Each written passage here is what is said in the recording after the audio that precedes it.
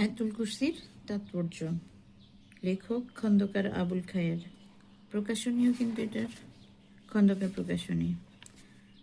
আয়াতুল কুরসি সম্পর্কে আসলে আমরা সবাই কম বেশি অনেক কিছুই জানি, অনেকেই পড়ি, অনেকেই এটা আমাদের মুখস্থ আছে, কিন্তু অনেকেরই ধারণা নেই এই আয়াতুল কুরসির মধ্যে আসলে কি লেখা আছে, কি বলা আছে, আল্লাহ আমাদেরকে কি নির্দেশ দিয়েছেন, কি বলেছেন। তো আচ্ছা, আমি এই বইটা থেকে একটু আপনাদের সামনে সেই জিনিসগুলো একটু তুলে ধরবো। আউযু বিল্লাহি মিনাশ শাইতানির রাজিম। বিসমিল্লাহির রহমানির রহিম। আল্লাহু লা ইলাহা ইল্লা হুয়াল হাইয়ুল কাইয়্যুম লা তা'খুযুহু সিনাতুন ওয়ালা নাওম লাহু মা ফিস সামাওয়াতি ওয়া মা ফিল আরদি মান যাল্লাযী ইয়াশফা'ু 'ইনদাহু ইল্লা বিইজনিহি ইয়া'লামু মা বাইনা আইদিহিম ওয়া মা খালফাহুম ওয়ালা ইউহীতুনা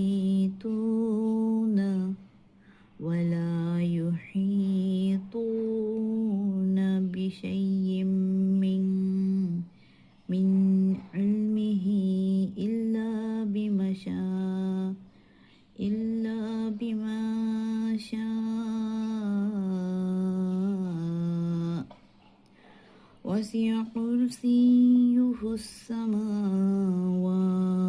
ওয়াল আরদ ওয়ালা ইয়াউদুহু হিফযুহুমা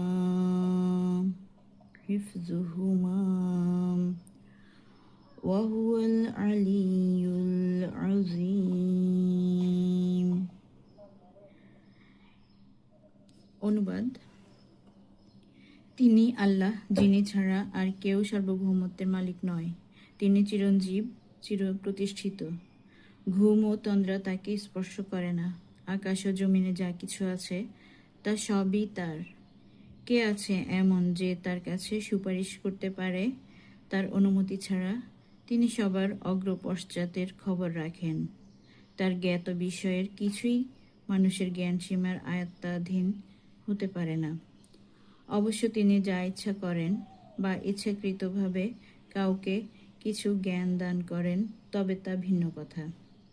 তার একচ্ছত্র ক্ষমতা ও কর্তৃত্ব প্রকাশ ও পৃথিবীর সর্বত্র পরিবৃপ্তি। ঐসবের আকাশ ও পৃথিবীর রক্ষণাবেক্ষণে তাকে কিছুমাত্র ক্লান্ত করে না। আর তিনি হচ্ছেন এক মহান ও শ্রেষ্ঠতম সত্তা। সূরা বাকারার ৫৫ আয়াত। শানে নজুল। আল কুরআনের প্রতিটি সূরা ও আয়াত বিশেষের নাজিল হওয়ার পিছনে রয়েছে একটা ঐতিহাসিক কারণ। ওই কারণকেই বলা হয় শানে নজুল। আয়াতুল কুরসিরও রয়েছে একটা শানে নজুল। আমরা স্লোগানে বলি, সব সমস্যার সমাধান আল কুরআন, আল কুরআন। এটা শুধু স্লোগানেরই ভাষা নয়, বরং এটাই হচ্ছে বাস্তব সত্য যে মানব জীবনের ও মানব সমাজের প্রতিটি সমস্যারই নির্ভুল ও সঠিক সমাধান রয়েছে আল কুরআনে। আয়াতুল কুরসির মধ্যেও রয়েছে একটা সবচাইতে বড় জটিল সমস্যার সমাধান, যাকে আমরা সহজ বাংলায় বলতে পারি গদি সমস্যার সমাধান। সার্বভৌমত্বের মালিক কে হবেন তা নিয়ে গোটা বিশ্বের মানব গোষ্ঠীর মধ্যে সৃষ্ট হয় বিতর্ক। সার্বভৌমত্বকে সবাই স্বীকার করে, কিন্তু সবাই একমত হয়ে বলতে পারে না যে সে ক্ষমতা থাকবে কার হাতে। তার সঠিক সমাধান খুঁজে বের করতে মানুষ হলো ব্যর্থ। আল্লাহ তার শেষ নবীর সাল্লাল্লাহু আলাইহি সাল্লামের মাধ্যমে নাজিল করলেন নতুন করে এই সমস্যার সমাধান। এই জন্য এই আয়াতের নামই রাখা হলো আয়াতুল কুরসি বা কুরসির আয়াত। যার মাধ্যমে পাওয়া গেল কুরসির সমস্যার চিরস্থায়ী সমাধান। অবশ্য পূর্বের কিতাবগুলোকেও এ কথা বলা হয়েছিল। রাসূল পাক সাল্লাল্লাহু আলাইহি সাল্লাম যখন মানুষের সার্বভৌমত্ব খতম করে মদিনায় আল্লাহর সার্বভৌমত্বের ভিত্তিতে একটা ছোট্ট রাষ্ট্র কায়েম করলেন, তখন হিজরির ২য় সনে এই আয়াতের মাধ্যমে যেমন একদিকে সার্বভৌমত্বের মালিকানার বৈশিষ্ট্য বর্ণনা করা হলো, তেমনি অপরদিকে আল্লাহ সার্বভৌমত্বের ভিত্তিতে গঠিত রাষ্ট্রের বাস্তব ফজিলাত সমাজ জীবনে বাস্তবায়িত করে সচক্ষে দেখানো হলো। মানুষ সত্যিকারভাবে বুঝলো আল্লাহ সার্বভৌমত্বের ভিত্তিতে গঠিত রাষ্ট্রই হচ্ছে একমাত্র কল্যাণ রাষ্ট্র। এই তাফসিরের ব্যাখ্যায় আমরা আসি। মানুষ যারা সার্বভৌম ক্ষমতার দাবিদার, তারা এই ক্ষমতার মালিক হওয়ার ব্যাপারে ঠিক যেখানে অযোগ্য, অর্থাৎ যেসব যোগ্যতার অভাবে মানুষ সার্বভৌমত্বের দাবিদার হতে পারে না, ঠিক সেই যোগ্যতাকে সেই মানুষের মধ্যে নাই এবং তা যে শুধু আল্লাহর মধ্যেই রয়েছে, তাই বলা হয়েছে এই আয়াতটির মাধ্যমে। সার্বভৌম ক্ষমতা হচ্ছে নিরঙ্কুশ ক্ষমতা বা যা হস্তান্তরযোগ্য নয়, বিভাগযোগ্য নয়, খর্বযোগ্য নয় ও কেড়ে নেয়ার মতো ক্ষমতাও নয়। এই ক্ষমতাকে আরবিতে বলা হয় উলুহিয়াত।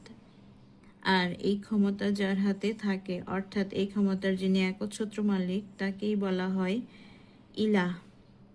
এবং এই ইলাহ একমাত্র আল্লাহ ছাড়া আর কেউই হতে পারে না।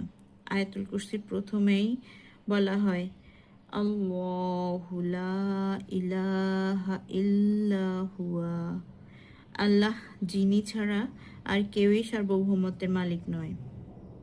এবার প্রশ্ন, সার্বভৌমত্ব যা সবচাইতে বড় ক্ষমতাও যা হস্তান্তরযোগ্য নয়, এই ক্ষমতার মালিক যিনি হবেন, তার জীবনে এমন কোন দিন থাকলে চলবে কি যে দিন তিনি ছিলেন না, এবং এমন কোনো দিন থাকলেও চলবে কি যে দিন তিনি থাকবেন না?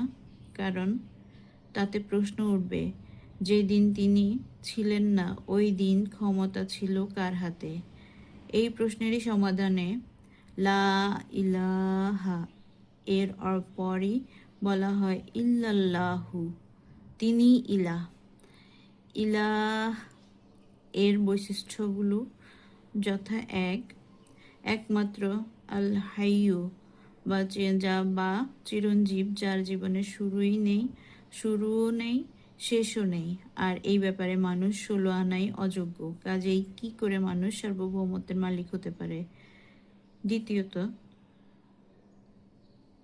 বলা হলো শুধু চিরঞ্জীব হলেই চলে না, তাকে চিরদিন ক্ষমতায় প্রতিষ্ঠিত থাকা দরকার। তাই আল হাইয়ু এর পরই বলা হলো তিনি আল কাইয়ুম বা চির প্রতিষ্ঠিত। এই ব্যাপারেও মানুষ শতকরা 100% অযোগ্য। 3, এরপর প্রশ্ন হলো, মানুষ যারা সার্বভৌমত্বের দাবিদার, তারা যখন ঘুমিয়ে পড়েন তখন এই ক্ষমতা যাবে কোথায় বা থাকবে কার হাতে? তার জবাবে বলা হলো, এই ক্ষমতার যিনি মালিক হবেন তাকে হতে হবে এমন যেন লা খুজুহু সিনাতুন ওয়ালা নাউম, তাকে ঘুমে ও তন্দ্রায় স্পর্শ না করে। এই ব্যাপারেও মানুষ পুরোপুরি অযোগ্য। কাজেই মানুষ এই ক্ষমতার মালিক হতেই পারে না আল্লাহ ছাড়া আর কেউই। 4, অতঃপর প্রশ্ন, সবচেয়ে বড় ক্ষমতার যিনি মালিক, তার ক্ষমতা কোন বিশেষ এলাকার মধ্যে হলে চলবে কি? তার ক্ষমতা হতে হবে সর্বত্র, যার মালিক হওয়া মানুষের জন্য কোনো দিনও সম্ভবপর নয়। যেমন আমাদের প্রেসিডেন্ট সাহেব মাত্র একটি কথার দ্বারা মন্ত্রিপরিষদ বাতিল করতে পারেন না।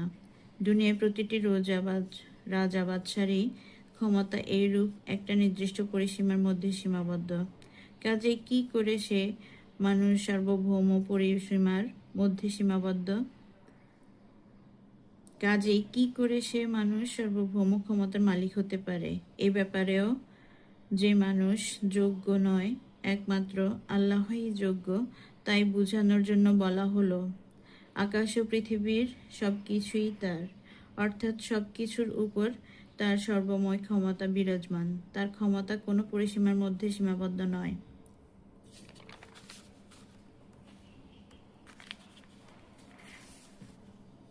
5, এরপর বলা হলো মানুষ যারা সার্বভৌমত্বের দাবিদার তাদের ক্ষমতা ভাগ ভাগ করে কাউকে কিছু দেয়া যায়, যেমন পরিষদ মন্ত্র,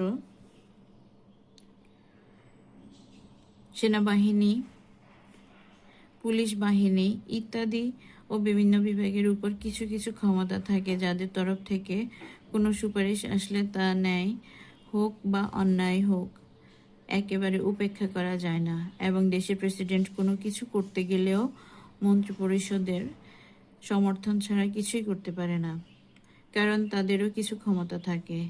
আল্লাহ বলেন, যেহেতু তার ক্ষমতা কোনো ফেরেশতাকেও বা কোনো নবীকেও কিংবা কোনো পীর সুফি দরবেশকেও ভাগ ভাগ করে কিছু দেননি, তাই কে আছে এমন যে তার অধিকার বা ক্ষমতা বলে তার নিকট কোনো সুপারিশ করতে পারে, তার নিকট অর্থাৎ আল্লাহর নিকট কোনো সুপারিশ করতে পারে তার অনুমতি ছাড়া?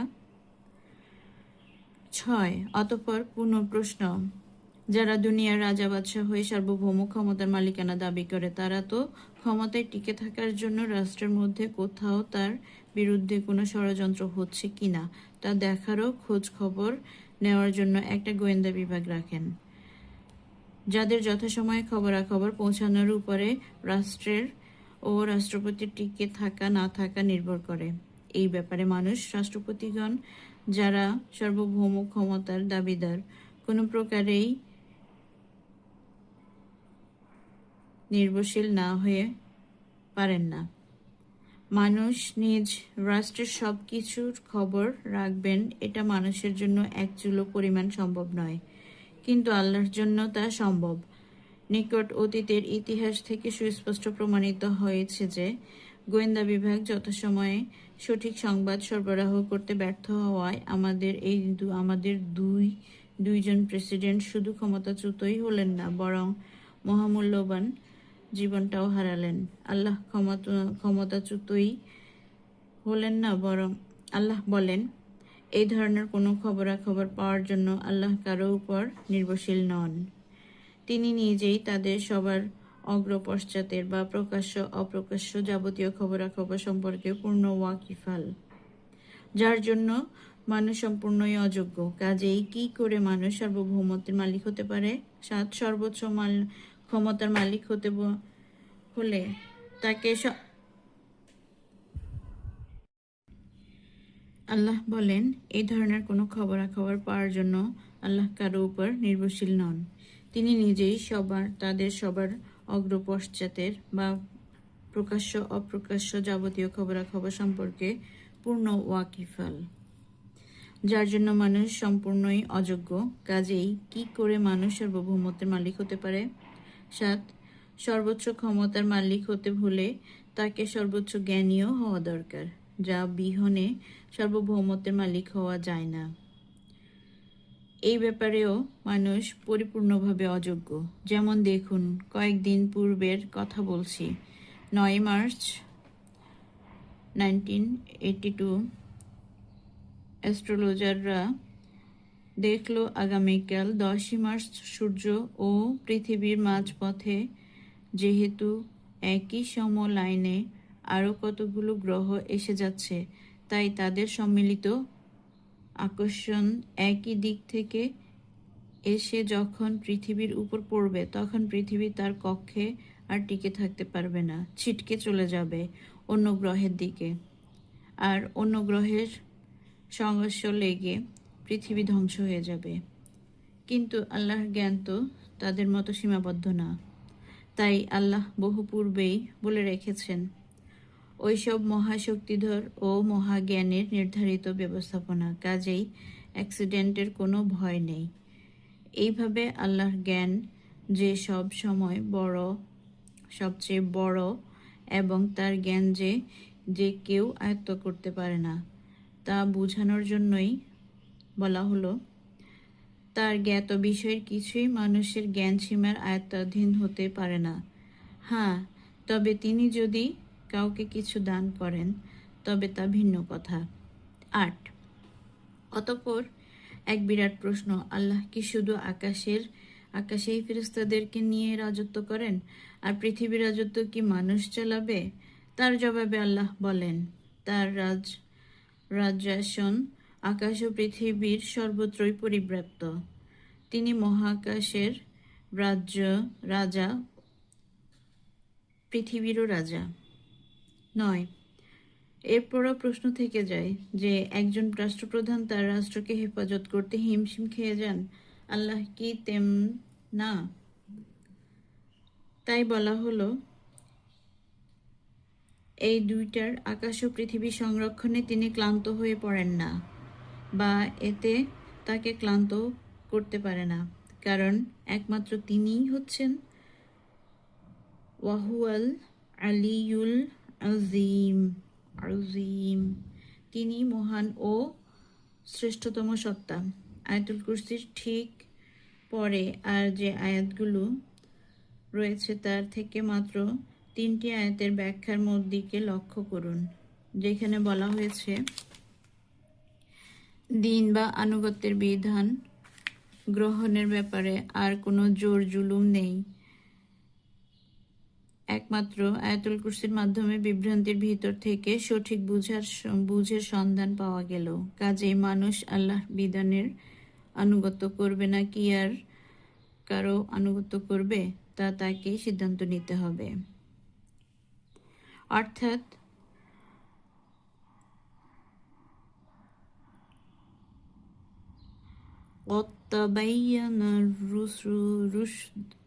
থেকে যে স্পষ্ট বুঝটা এইমাত্র বেরিয়ে এলো, তা হচ্ছে এই যে কোনো রাজা, বাদশাহ ও কোনো দেশের প্রেসিডেন্ট প্রকৃতপক্ষে সার্বভৌমত্বের মালিক নয়। অতঃপর এই বুঝটাকেই যদি আমরা মনে প্রাণে গ্রহণ করি, তাহলে একটা জিনিস হিসেব করে দেখতে হবে। আসুন একটা উদাহরণের মাধ্যমে সেই হিসেবটা করে দেখি। ধরে নিন, কোনো ব্যাপারে যদি একজন চৌকিদার ও একজন দারোগার মধ্যে মতবিরোধ হয়, তাহলে দেখা যায় যে চৌকিদারের কথা টেকে দারোগার কথা, কারণ তার ক্ষমতা চৌকিদারের ক্ষমতার চেয়ে বেশি। ঠিক তদ্রূপ একজন ডিসি সঙ্গে যদি একজন দারোগার কোনো ডিসির কথা দারোগার কোনো ব্যাপারে মতপার্থক্য হয়, তবে দারোগার কথা অবশ্যই টিকবে না, টিকবে ডিসির কথা, কারণ ডিসির ক্ষমতা দারোগার ক্ষমতা চাইতে উপরে। ঠিক তদ্রূপ কোনো ডিসির এবং প্রেসিডেন্টের সাথে কোনো ব্যাপারে মতবিরোধ হয়, তবে অবশ্যই ডিসি সাহেবের কথা টিকবে না, টিকবে প্রেসিডেন্টের কথা, কারণ তার ক্ষমতা হচ্ছে সবচাইতে উপরে এবং তিনি হচ্ছেন একটা রাষ্ট্রের মধ্যে ক্ষমতার ফার্স্ট পজিশন। কাজেই তার যা ইচ্ছা ওইটাই আইনে পরিণত হবে। এইসব জ্ঞান আমরা ভালোই বুঝি। তখন এই প্রশ্নের আমরা কি জবাব দেব? যদি জিজ্ঞেস করা হয় যে আল্লাহর কথা যদি প্রেসিডেন্টের কথার খেলাফ হয়, তখন টিকবে কার কথা? এর জবাবে বলতে হবে, আল্লাহর কথাই টিকবে, যদি আল্লাহকে একমাত্র ক্ষমতার ফার্স্ট পজিশনে মনে করি। কিন্তু যদি আল্লাহর কথা বাদ দিয়ে প্রেসিডেন্টের কথা টিকাই, তাহলে কি প্রমাণ হয়? তাহলে আয়াতুল কুরসির আল্লাহকে কি মানা হয়? তা হয় না। এই ব্যাপারে মানা না মানার ফয়সালা করবে সে নিজেই। এই কথা বোঝানোর জন্য বলা হলো। অর্থাৎ মানুষ আল্লাহর আইনের আনুগত্য করবে নাকি মানুষের তৈরি আইনের আনুগত্য করবে, সে ফয়সালা তাকে করতে দাও। এরপর মানুষ হবে 2 ভাগে বিভক্ত। কেউ আল্লাহকে ক্ষমতার ফার্স্ট পজিশনে মানতে পারবে আর কেউ তা মানতে পারবে না। এবার এই 2 পক্ষের গ্রুপের কথা আল্লাহ পৃথকভাবে বললেন। প্রথমে বলেন যারা মানতে পারবে তাদের কথা, পরে বললেন যারা মানতে পারবে না তাদের কথা বলা হয়েছে। অতঃপর যারা তাগুতের অস্বীকার করবে এবং আল্লাহর প্রতি ঈমান আনবে, তারা একটা মজবুত অবলম্বনকে শক্ত করে ধরল, যা কখনো ছিঁড়বার বা ছুটবার মতো নয়।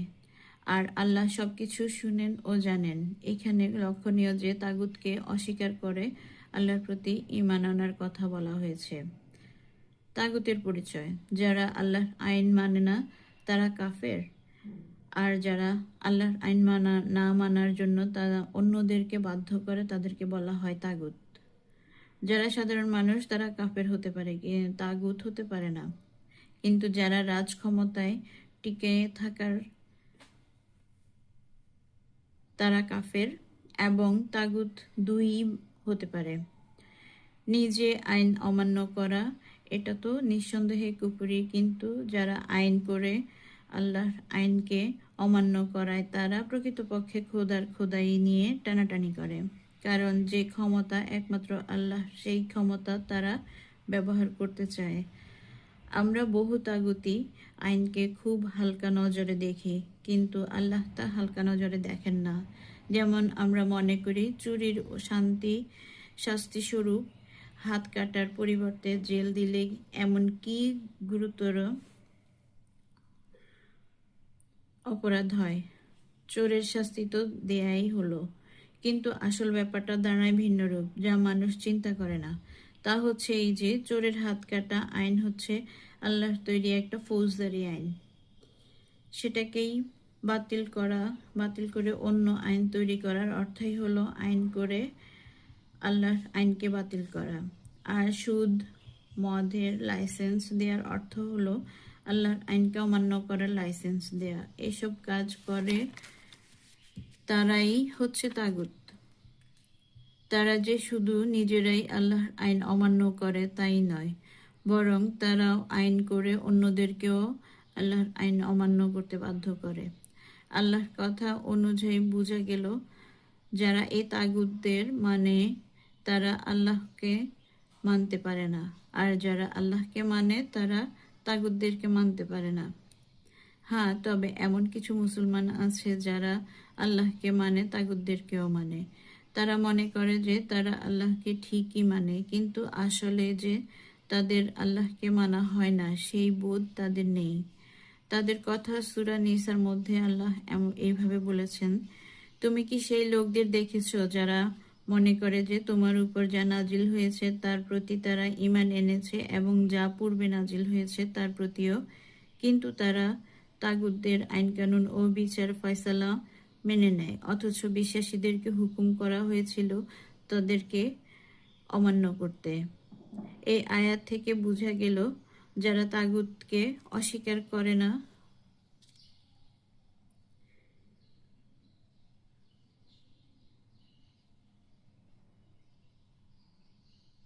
আল্লাহর প্রতি ঈমান আনার দাবি করে তাদের ওটা শুধু দাবি। প্রকৃতপক্ষে তাদের ঈমানের প্রতি আল্লাহর কোনো স্বীকৃতি নেই। যদি থাকতো তাহলে নিশ্চয়ই আল্লাহ তাদেরকে ঈমান সম্পর্কে ইয়াজউমুন, তারা মনে করে এ কথা বলতেন না। হ্যাঁ, তবে এই কথা ঠিকই যে তাগুতদের অস্বীকার করে আল্লাহর প্রতি ঈমান আনা একটুখানি কথা নয়, এ বড় শক্ত কাজ। কারণ তাগুতদের অস্বীকার করলে তারা সহজে ছাড়ার পাত্র নয়। এই জন্যই দেখা যায় যে যারা ফতোয়ায় অভ্যস্ত তারা অনেকের বিরুদ্ধেই কাফের ফতোয়া দিয়ে থাকেন, কিন্তু আজ পর্যন্ত কোনো তাগুতের বিরুদ্ধে তাদেরকে কেউ ফতোয়া দিতে দেখেননি। কাজেই খোদ কিছু সংখ্যক মুফতি পর্যন্ত যাদের অস্বীকার করতে ভয় পান, সেখানে সাধারণ মানুষদের নিকট থেকে আর কতটুকু আশা করা যেতে পারে? তবে হ্যাঁ, অল্প সংখ্যক লোক যে তাগুতদের অস্বীকার করার মতো থাকবে তা আল্লাহ নিজেই বলেছেন, ইরশাদ করেছেন, এবং যদি আমি তাদেরকে হুকুম দিতাম যে দিনের জন্য তোমরা নিজেদেরকে আল্লাহর রাস্তায় কতল করে দাও, অথবা আল্লাহর রাস্তায় আপন ঘর বাড়ি ছেড়ে বেরিয়ে পড়ো, তবে তাদের খুব কম লোক ছাড়া এই হুকুম কেউ পালন করত না। এর দ্বারা বোঝা গেল যেখানে জীবন যাওয়ার মতন ভয় আছে সেখানে আল্লাহর হুকুম পালন করা খুব কঠিন কাজ। এই কাজ একে তো সবাই পারে না, আর দ্বিতীয়ত এইসব ঝুঁকি নিয়েই যারা আল্লাহর প্রতি ঈমান আনে তাদের মনে তাগুতদের ভয় পয়দা হয়। এটাই স্বাভাবিক। তাই তাদের মন থেকে আল্লাহর দরবারে একটা ফরিয়াদ উত্থাপিত হয় যে, হে আল্লাহ, এখন আমাদের উপায়। তাগুতদেরকে তো আমরা অস্বীকার করেছি, এখন তারা তো আমাদেরকে সহজে ছাড়বে না। যদি প্রকৃতপক্ষেই তাগুতদেরকে কেউ প্রকাশ্যে অস্বীকার করে তাদের মনে এই ফরিয়াদ ফয়দা হবেই। তাই এর জবাবে আল্লাহ বলেছেন, আল্লাহ মনের ফরিয়াদ শুনেন ও জানেন। এরপর আল্লাহ বলেন, যারা তাগুতদের অস্বীকার করে আল্লাহর উপর ঈমান আনলো, আল্লাহ ওই সব ঈমানদারদের ওলি হয়ে যান। আল্লাহ তাদেরকে গুমরাহির অন্ধকারের ভেতর থেকে হিদায়াতের আলোর মধ্যে নিয়ে আসেন। সূরা বাকারার 257 আয়াত। আবার যারা আল্লাহকে এইভাবে মানতে পারে না তারা হচ্ছে যারা কাফের। তাদের ওলি হচ্ছে ওই তাগুতরা। তারা ওই সব কাফেরদেরকে আলোর ভিতর থেকে অন্ধকারে টেনে নিয়ে যায়। তারা হবে দোজখের অধিবাসী, আর সেখানে তারা থাকবে চিরকাল। সূরা বাকারার 257 আয়াত। অতঃপর যারাই সত্যিকারভাবে তাগুতদের অস্বীকার করে আল্লাহকে মানতে চায় তাদের মনে একটা প্রশ্ন সৃষ্টি হওয়া স্বাভাবিক যে, হে আল্লাহ, কিভাবে তা করব? আর তার একটা দৃষ্টান্ত আমাদের সামনে পেশ করে দাও, যেমন আমরা সেই মোতাবিক তাগুতদের অস্বীকার করে তোমাকে মানতে পারি। ঠিক এই কথার জবাব রয়েছে পরবর্তী আয়াতের মধ্যে। বলা হচ্ছে, তোমরা দেখো না, তোমাদের সামনে তো দৃষ্টান্ত রয়েছে। লক্ষ্য করে তার প্রতি যার সঙ্গে রবের ব্যাপারে অর্থাৎ সার্বভৌমত্বের মালিকানা নিয়ে ইব্রাহিম আলাইসাল্লামের তর্ক হয়েছিল, যাকে আল্লাহ ওই সময়ে রাজত্ব দান করেছিলেন, অর্থাৎ নমরুদের সঙ্গে। সূরা আল বাকারা আয়াত 258। ইব্রাহিম আলাইসাল্লাম সোজাসুজি নমরুদকে বলেছিলেন, তুমি তাগুত, তোমাকে আমি সার্বভৌমত্বের মালিক বলে মানি না। আল্লাহ বললেন, স্মরণ করে সেই সময়ের কথা যখন ইব্রাহিম আলাইসাল্লাম বললেন, আমার রব তো বাঁচাতেও পারেন এবং মারতেও পারেন, তুমি কি তা পারো? সে বলল, নমরুদ বলল, আমিও বাঁচাতে পারি এবং মারতে পারি। পুনরায় ইব্রাহিম আলাইসাল্লাম বললেন, আমার রব সবচাইতে বড় ক্ষমতার মালিক হিসেবে সূর্যকে পূর্ব দিক থেকে উঠান এবং পশ্চিম দিকে ডুবান। তুমি যদি সত্যি যদি সার্বভৌমত্বের মালিক হও তাহলে সূর্যকে পশ্চিম দিক থেকে উঠাও। তখন কাফের নমরুদ লাজবাব হয়ে গেল। ইব্রাহিম আলাইসাল্লাম প্রমাণ করে দিলেন যে, নমরুদ, তুমি সার্বভৌমত্বের মালিক নও।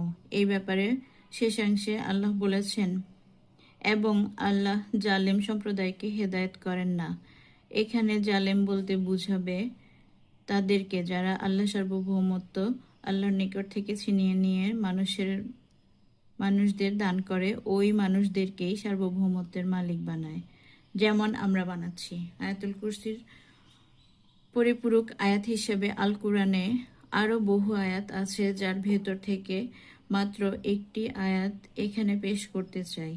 যে আয়াত শরীফ আয়াতুল কুরসির সবচাইতে নিকটতম অর্থ দেয় তা হচ্ছে সূরা হাশরের শেষের দিকের আয়াত, যার ফজিলত আয়াতুল কুরসির ন্যায় ভিন্নমুখী করে দেখানো হয়েছে, যেন আয়াতুল কুরসির ন্যায় এই আয়াতের অর্থ কেউ না বুঝে। বলা হয়েছে, তিনিই আল্লাহ, সার্বভৌমত্বের মালিক, তিনি ছাড়া আর কেউ নয়, কারণ তিনিই হচ্ছেন একমাত্র বাদশাহ, দোষমুক্ত, শাস্তিদাতা, নিরাপত্তা দানকারী, রক্ষণাবেক্ষণকারী, মহাশক্তিধর, আপন ইচ্ছা পূরণে চরম শক্তি প্রয়োগকারী এবং প্রকৃত বড়ত্বের ন্যায্য দাবিদার।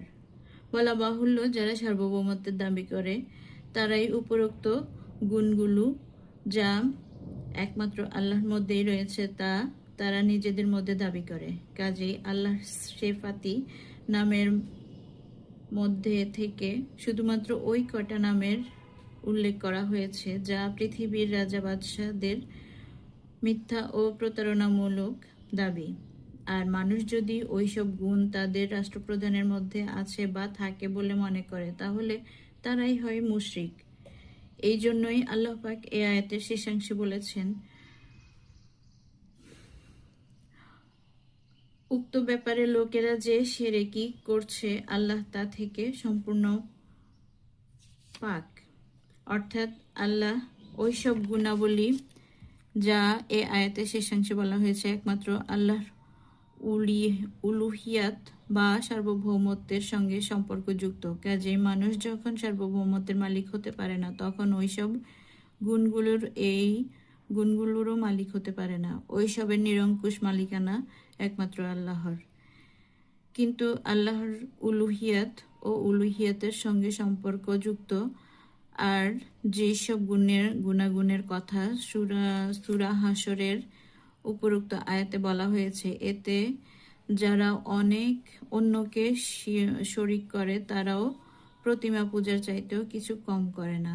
আল্লাহর প্রতি বিশ্বাসীরা যে শিরক করে তা নিম্নোক্ত আয়াত থেকে স্পষ্ট প্রমাণিত। আল্লাহ বলেন সূরা ইউসুফে, যারা আল্লাহর প্রতি ঈমান আনে তাদের অধিকাংশ মুশরিক। এরা কারা? এরা হচ্ছে তারাই যারা আল্লাহর উলুহিয়াত সার্বভৌমত্ব এবং রুবুবিয়াত অর্থাৎ প্রভুত্বকে অন্যকে শরিক করে। এই ব্যাপারে মানুষ ভুল করবে বলেই আল্লাহ মানুষের জন্মের পূর্বেই আলাস্তু বিরাব্বিকুম প্রশ্নের মাধ্যমে রবের স্বীকৃতি আদায় করেছেন এবং পরে মুসলিম হওয়ার পূর্ব শর্ত হিসেবে কালেমা তাইয়্যিবার মাধ্যমে তার উলুহিয়াতের স্বীকৃতি আদায় করেছেন। প্রকৃত ব্যাপার হচ্ছে এই যে, মানুষের বাদশাহ মানুষ না, মানুষের বাদশাহ আল্লাহ। আর মানুষের তৈরি আইন মেনে চলবে না, মানুষ আল্লাহরই তৈরি আইন মেনে চলবে। এই একটি মাত্র সহজ বুঝ তাদের মাথায় ধরে না। তারা যত বড়ই সুফি দরবেশ হোক না কেন, আল্লাহর উলুহিয়াত ও রুবুবিয়াতের বেলায় তারা মুশরিকই থেকে যান। আল্লাহর রাজ্য মানুষ যে শরিক নয় তা বুঝার জন্য আরো কয়েকটি আয়াতের দিকে লক্ষ্য করি। সূরা ফুরকানের আয়াত 2 বলা হয়েছে, আল্লাহর রাষ্ট্রীয় সার্বভৌমত্বের কেউই শরিক হতে পারে না। সূরা হাদীদের 5 নম্বর আয়াতে বলা হয়েছে, আল্লাহ আকাশ ও পৃথিবীর রাজত্ব একমাত্র আল্লাহর।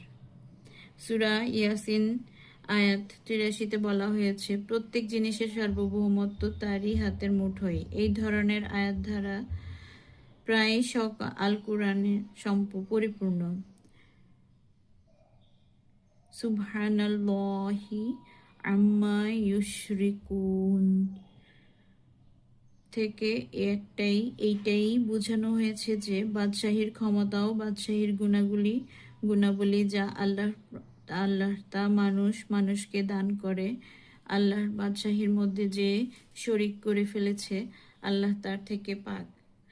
অর্থাৎ তার বাদশাহীতে মানুষকে তিনি কোনো অংশ দেননি, অথচ মানুষ তা দিয়ে আল্লাহর সঙ্গে তাদেরকে শরিক করে ফেলেছে। এই কথাটিকে আরো পরিষ্কার করে বোঝার জন্য পড়ুন আরো একটি পরিপূরক আয়াত।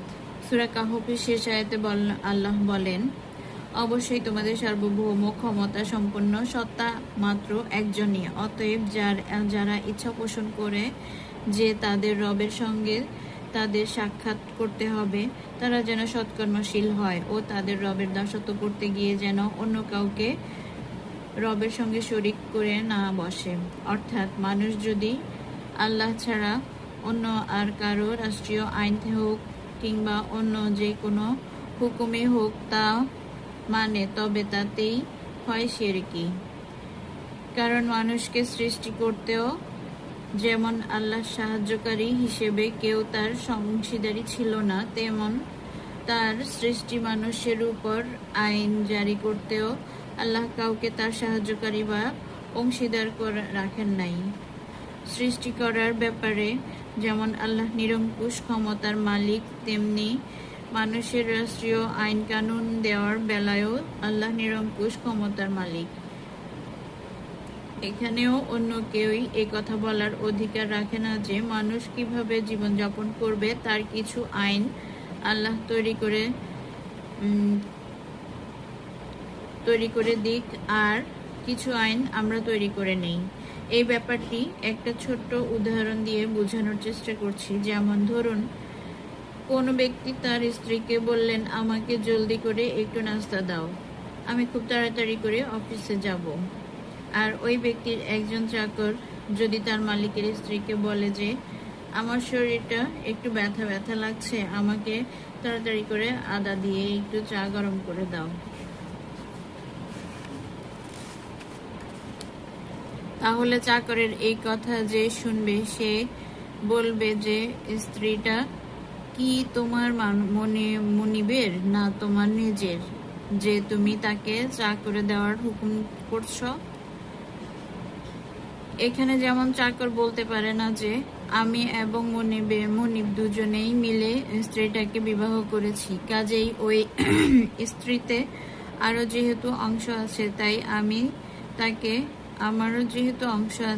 আমি তাকে চা তৈরি করে দেওয়ার হুকুম করেছি।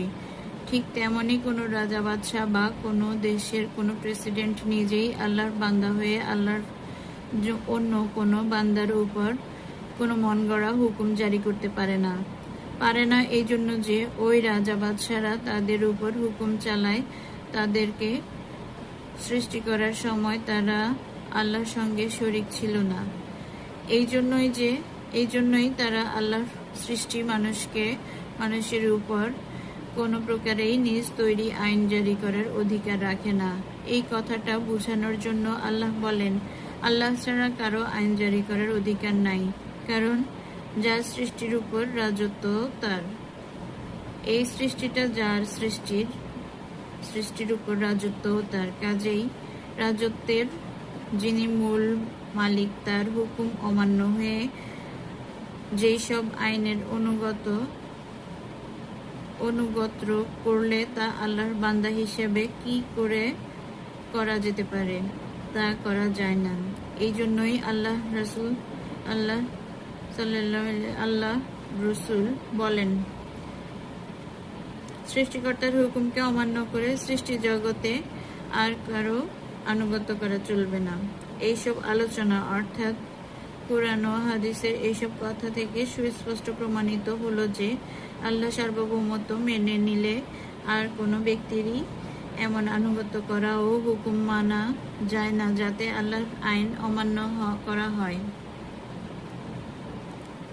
উলুহিয়াতের ব্যাপারে চ্যালেঞ্জ। এছাড়া আল কোরআনের বহু স্থানে বহু যুক্তি দ্বারা বলা হয়েছে যে সবচাইতে উচ্চ শক্তির মালিক ছাড়া অর্থাৎ আল্লাহ ছাড়া আর কেউই ইলাহ হতে পারে না। উদাহরণস্বরূপ আরো কিছু আয়াত নির্মে পেশ করা হলো। সূরা নামলে 20 পারার প্রথমে দেখুন আল্লাহ 5টি প্রশ্নের মাধ্যমে জিজ্ঞাসা করছেন, পারবে কি কেউ আল্লাহর সঙ্গে ইলাহ হতে? লক্ষ্য করুন প্রশ্নগুলোর দিকে।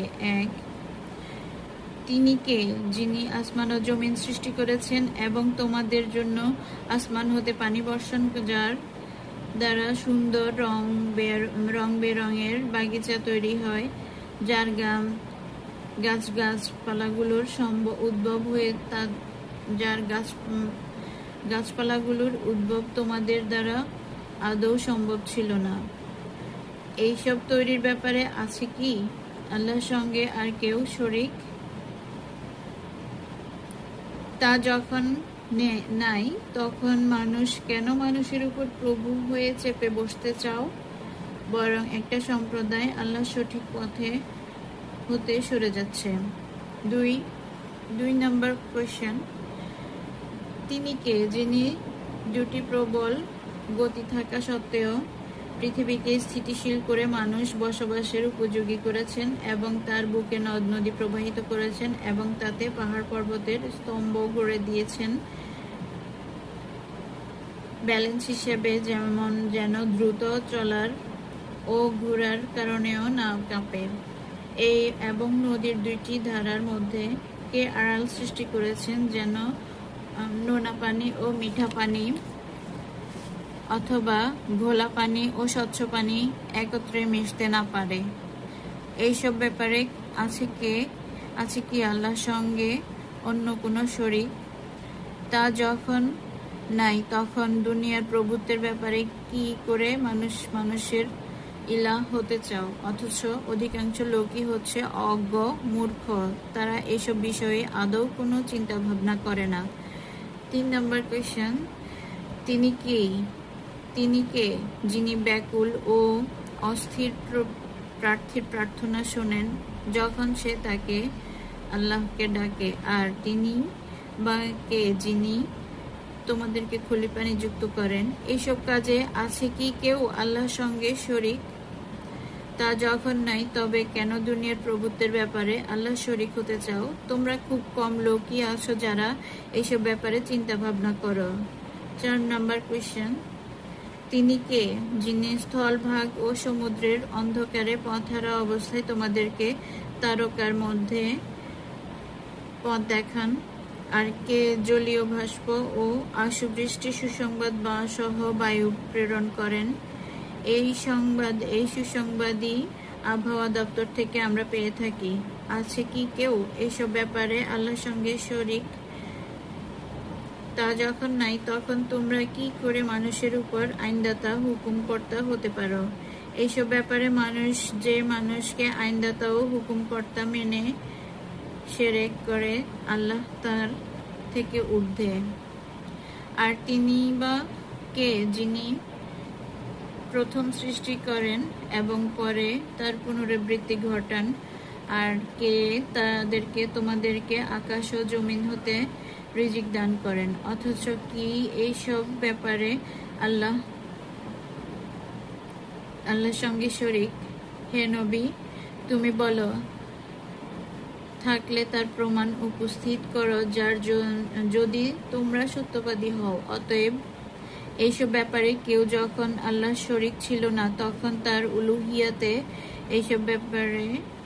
উলুহিয়াতে বা সার্বভৌমত্বে ভাগ বসানো কোনো যুক্তিতে কি বৈধ? অতঃপর আল্লাহ বলেন, হে নবী, এদের বলো, আসমান ও জমিনে আল্লাহ ছাড়া আর কেউ গায়েবের জ্ঞান রাখে না, আর কবে তারা পুনরুত্থিত হবে তাও তাদের জানা নাই, বরং পরকালের জ্ঞান তাদের নিকট থেকে বিলুপ্ত হয়ে গেছে। অধিকন্তু এরা ওই পরকালের ব্যাপারে নিঃসন্দেহে নিমজ্জিত। শুধু তাই নয়, বরং এই ব্যাপারে এরা একেবারেই অন্ধ। এই কারণেই তো এরা মানুষ হয়ে মানুষের উপর ইলাহ হতে চায়। আল কুরআনে আল্লাহ উলুহিয়াত সম্পর্কে বলতে গিয়ে 147 বার আল্লাহ ইলাহ শব্দ ব্যবহার করেছেন, যার মাত্র 9টি ইলাহ এর উল্লেখ এখানে করা হলো। এখানে বিশেষভাবে উল্লেখযোগ্য যে ইল্লাল্লাহু নামের অর্থই হচ্ছে এই যে তিনি একমাত্র ইলাহ। আল্লাহ নামের দুইটি শব্দ রয়েছে, একটি ইল আর ইলাহ। এই দুটি শব্দের সঙ্গে একসঙ্গে মিলে হয়েছে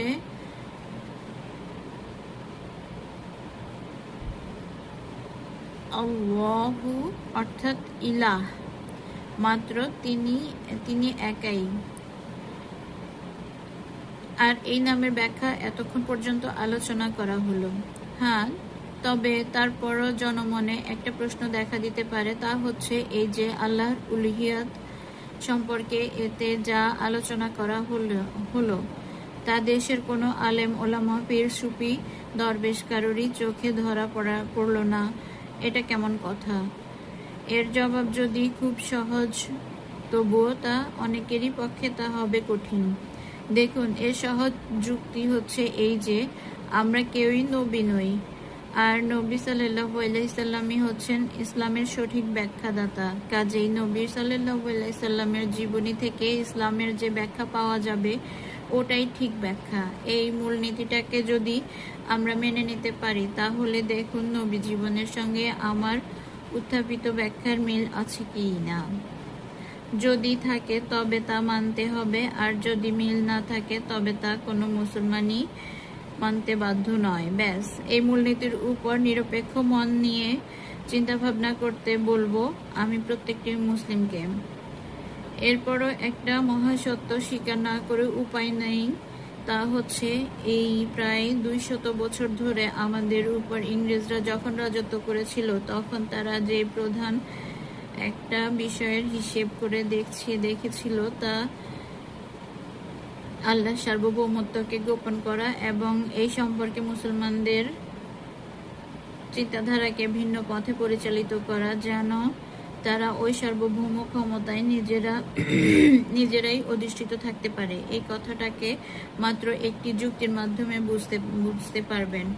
যেমন দেখুন, আমাদের সমাজের একটা সর্বাপেক্ষা নিম্নমানের মুসলমানও, এমনকি অনেক হিন্দুও জানে না যে আয়াতুল কুরসির দিয়ে জিন ভূত তাড়ানো যায়, বাড়ি বন্ধ করে দেয়া যায়।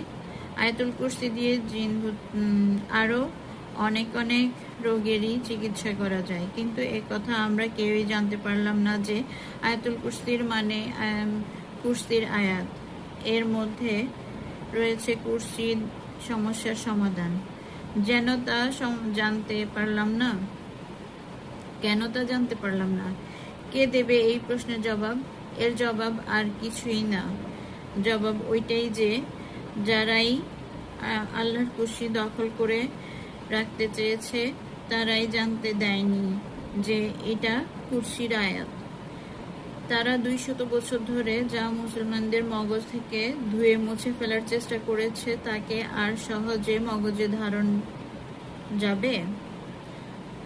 উপসংহার: আয়াতুল কুরসির এই শিক্ষা গ্রহণের পর মনে একটা প্রশ্ন জাগবে, তা হচ্ছে এই যে বর্তমানকালে পৃথিবীর কি পরিমাণ মুসলমান বাস্তব ক্ষেত্রে আল্লাহ সার্বভৌমত্বের স্বীকৃতি দিচ্ছে, আর কি পরিমাণ শুধু এর দলে অর্থাৎ শুধু ধারণার মুসলমান, আর কি পরিমাণ তাগুতদের সহযোগিতা করে খোদাদ্রোহী হচ্ছে, যা তারা টেরই পাচ্ছে না যে তারা নামে মুসলমান হলেও কাজে খোদাদ্রোহী। এর জবাবে আসুন আমরা একটা উদাহরণ থেকে সংগ্রহ করি। আচ্ছা, ধরুন কোনো থানার দারোগা যদি প্রকাশ্যভাবে তার অধীনস্থ পুলিশ কর্মচারীদের উপর রাষ্ট্রের সংবিধান বিরোধী হুকুম দেন, তখন অর্থাৎ যদি বলেন যে তোমরা চুরি ডাকাতি করো ইত্যাদি, আর এই ধরনের হুকুম প্রতিপালন করার জন্য ওই থানার কিছু বিশিষ্ট নাগরিক যদি পুলিশ কর্মচারীদেরকে সাহায্য করেন, তাহলে ওই পুলিশ কর্মচারীদের এবং তাদের সাহায্যকারী নাগরিকদের আপনারা কি বলবেন? আপনারা অবশ্যই তাদেরকে রাষ্ট্রদ্রোহী বলবেন। আর যদি এমন দেখা যায় যে তারা নিজেদেরকে রাষ্ট্রের অনুগত নাগরিক বলে দাবি করে কিন্তু ওই দারোগার রাষ্ট্রবিরোধী কার্যকলাপের কোনো প্রতিবাদও করে না, বিরোধিতাও করে না, তাহলে তাদেরকে কি বলা যাবে? তাদেরকে নেহায়েত কম বুদ্ধির লোক ছাড়া আর কিছু বলা যায় না। আর যদি তারা প্রকৃতপক্ষে কম বুদ্ধি না হয় তাহলে তারা অবশ্যই রাষ্ট্রদ্রোহীর পর্যায়ে পড়বে। এটা যখন যুক্তি, তখন এই যুক্তি অনুযায়ী আমরা কোন পর্যায়ে পড়ব? আল কুরআনই মুসলমানদের রাষ্ট্রীয় সংবিধান আর সার্বভৌমত্ব আল্লাহরই। এই কথা স্বীকার করার পর যদি দেখি যে আমাদের রাষ্ট্রীয় সংবিধান যা গণপরিষদে তৈরি করে আল্লাহর বিধান বাতিল করার আইন করেছে, বা আইন করে আল্লাহর কিছু কিছু আইনকে বাতিল করে দিয়েছে, এইসব দেখার পরও যদি মানুষের তৈরি আইনের বিরুদ্ধে একটাই কথাও না বলি, আর নিজেদের ওই থানার নাগরিকদের ন্যায় যারা দারোগার রাষ্ট্রবিরোধী হুকুমের বিরুদ্ধে একটি কথাও বলে না, আল্লাহর একান্ত অনুগত বান্দা মনে করি, তাহলে আমাদেরকে কি বলা যাবে বলুন? এমন সব বান্দারা কি সত্যি আল্লাহর উলুহিয়াত বা সার্বভৌমত্ব বাস্তবে স্বীকার করে? না, প্রকৃতপক্ষে তা স্বীকার করা হয় না। মুখে মুখে দাবি করলেও এমনও কিছু সুফি মুসলিম রয়েছেন যারা বাস্তব কার্যকলাপের মাধ্যমে আল্লাহর উলুহিয়াতের স্বীকৃতি না দিয়েই আল্লাহর জান্নাতুল ফিরদাউস দখল করার নেক নিয়ত রাখেন। তারা মানুষের সার্বভৌমত্ব মেনে নিয়েই আল্লাহকে রাজি খুশি করতে চান। এবার নিরপেক্ষ মন দিয়ে চলুন, আল্লাহর সার্বভৌমত্ব কিভাবে মানা যাবে তার উপর কি চিন্তা ভাবনা করার দরকার নেই? নাকি সারা জীবনই আয়াতুল কুরসি দিয়ে জিনভূত তাড়াবার আর সূরা হাশরের শেষ 3 আয়াত প্রত্যহ কয়েকবার পড়েই নিজেকে ইহকাল ও পরকালের যাবতীয় বিপদ আপদ থেকে হেফাজত করব? আশা করি দিন দরদি পাঠক পাঠিকাগণ নিরপেক্ষ মন দিয়ে আয়াতুল কুরসির মৌলিক শিক্ষার প্রতি চিন্তা ভাবনা করবেন। ওয়ামা আলাইনা ইল্লাল বালাগ।